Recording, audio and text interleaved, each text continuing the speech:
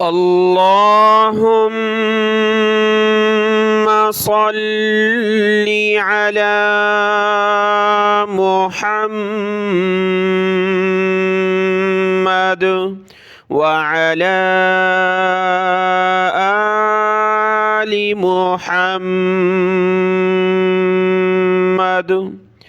میرے دیکھنے والے تمام مسلمان بہن بھائیوں کو میری طرف سے السلام علیکم ورحمۃ اللہ وبرکاتہ۔ آج ہمارا سبق نمبر 15 ہے، اور آج کے اس سبق میں بھی ہم 10 الفاظ کا معنی سیکھیں گے جو الفاظ قرآن مجید میں استعمال ہوئے ہیں، کیونکہ اس رمضان المبارک سے انشاءاللہ ہم ترجمہ قرآن شروع کرنے والے ہیں، تو اس ترجمے میں آسانی ہو اس کے لیے یہ الفاظ ہم سیکھ رہے ہیں، ان کا معنی۔ آج کا سبق شروع کرتے ہیں۔ اعوذ باللہ من الشیطان الرجیم، بسم اللہ الرحمن الرحیم۔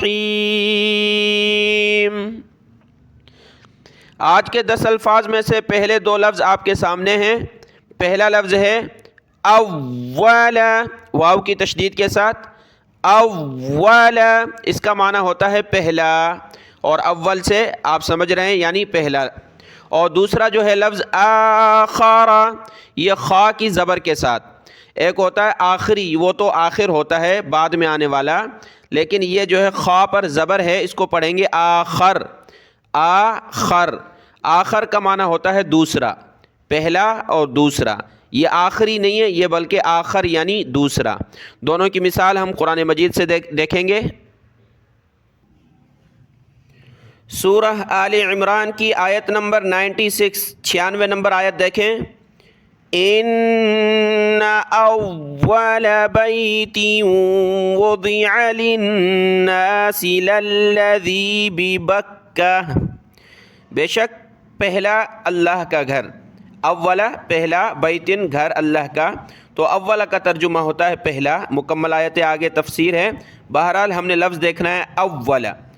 اولا بمعنی پہلا، اور یہاں بکہ لکھا ہے، یہ مکہ کا پرانا نام ہے، اصل بکہ تھا، اس کے بعد مکہ ہوا، یہ ہے بکہ، اور یہاں اولا کا معنی پہلا۔ دوسرا لفظ تھا آخرہ، آخرہ کا معنی ہوتا ہے دوسرا، اس کی مثال دیکھتے ہیں۔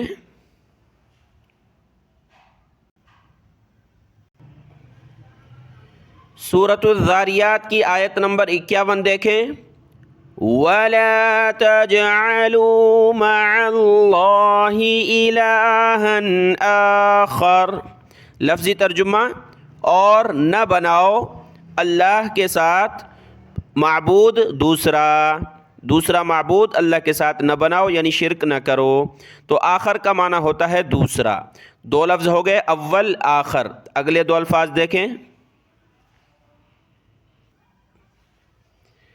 اگلے 2 الفاظ میں سے پہلا لفظ ہے الآخرتی، اس کا معنی ہوتا ہے آخر میں آنے والی، یعنی آخرت جو دنیا کے بعد آئے گی، آخرت۔ اور امین یعنی امانت دار، جو خیانت نہ کرے اس کو کہا جاتا ہے امین، امانت دار۔ پہلا لفظ الآخرہ اور دوسرا امین، دونوں کی مثال دیکھتے ہیں۔ سورۃ الاعلیٰ کی آیت نمبر 17 میں دیکھیں۔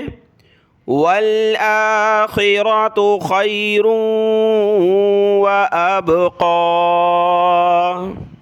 اور آخرت بہت بہتر اور باقی رہنے والی ہے۔ بل کا ہم نے ترجمہ پڑھ لیا، بل بمعنی بلکہ، بلکہ تم ترجیح دیتے ہو دنیا کی زندگی کو، حالانکہ آخرت کی زندگی بہتر اور باقی رہنے والی ہے۔ تو آخرت کا ترجمہ واضح ہے، بمعنی آخرت یعنی موت کے بعد والی زندگی۔ اور اگلا لفظ تھا امین، اس کی مثال دیکھیں۔ سورۃ الدخان کی آیت نمبر 18 ہے۔ ان ادوا الی عباد اللہ انی لکم رسول امین، انی بے شک میں، لکم تمہارے لیے، رسول امین امانت دار رسول ہوں۔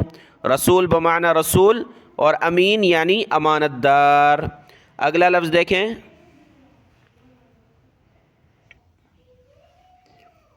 اگلا لفظ ہے وکیل، وکیل یعنی نگہبان، سنبھالنے والا، وکیل۔ اس کی مثال دیکھیں۔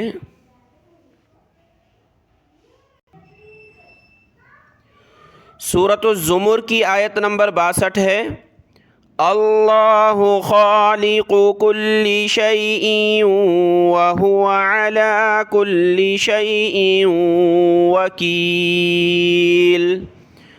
اللہ ہر چیز کا خالق ہے اور وہ ہر چیز پر نگہبان ہے، یعنی جو چیز اس نے بنائی ہے اس کی نگرانی اور اس کو سنبھالنے والی ذات اللہ کی ذات ہے۔ تو سنبھالنا، حفاظت کرنا، نگرانی کرنا، یہ معنی ہوتا ہے وکیل کا۔ اگلا لفظ دیکھتے ہیں۔ اب جو الفاظ آ رہے ہیں 2-3 سبق میں، یہ بہت ہی آسان ہیں، جیسے کہ غفور بخشنے والا اور نصیر مددگار۔ غفور کہتے ہیں بخشنے والے کو، اور نصیر یعنی جو مدد کرنے والا ہو، مددگار کو نصیر کہا جاتا ہے۔ دونوں کی مثال دیکھیں گے۔ سورۃ البقرہ کی آیت نمبر 173 ہے، یہاں دیکھیں، ان اللہ غفور الرحیم، بے شک اللہ بخشنے والا، رحم کرنے والا ہے۔ تو غفور کا معنی ہوتا ہے بخشنے والا، مغفرت کرنے والا، گناہ معاف کرنے والا۔ اگلا لفظ تھا نصیرن، اس کی مثال دیکھیں۔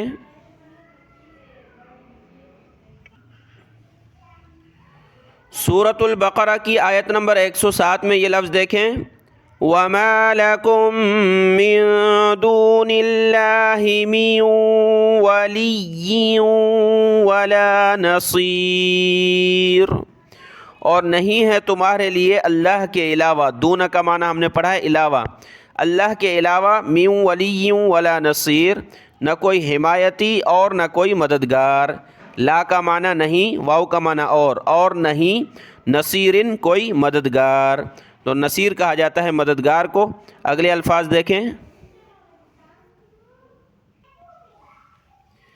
اگلا لفظ ہے بعیدن۔ بعیدن اس کا معنی ہوتا ہے دور، بہت دور ہو اس کو کہا جاتا ہے بعید۔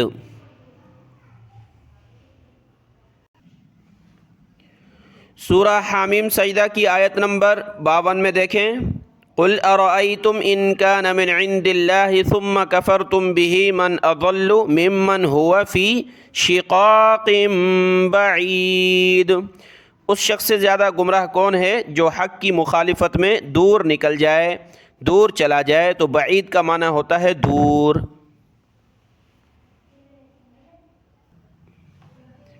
آج کے سبق کے 2 آخری الفاظ ہیں، ایک ہے بصیرن، بصیر کا معنی دیکھنے والا، اور قدیرن یعنی قدرت والا، قدرت رکھنے والا۔ دونوں کی مثال دیکھیں۔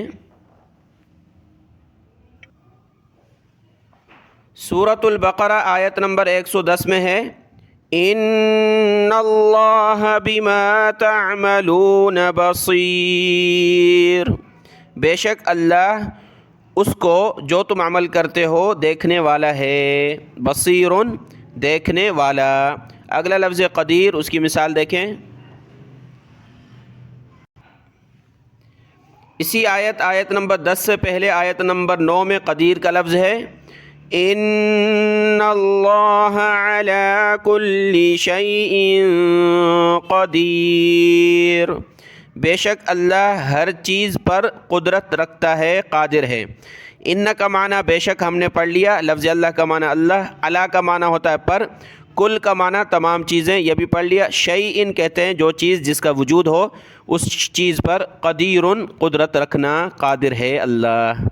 آج کے سبق کے 10 الفاظ مکمل ہوئے، ان کو دیکھ لیں، دعاؤں میں یاد۔ السلام علیکم ورحمۃ اللہ وبرکاتہ۔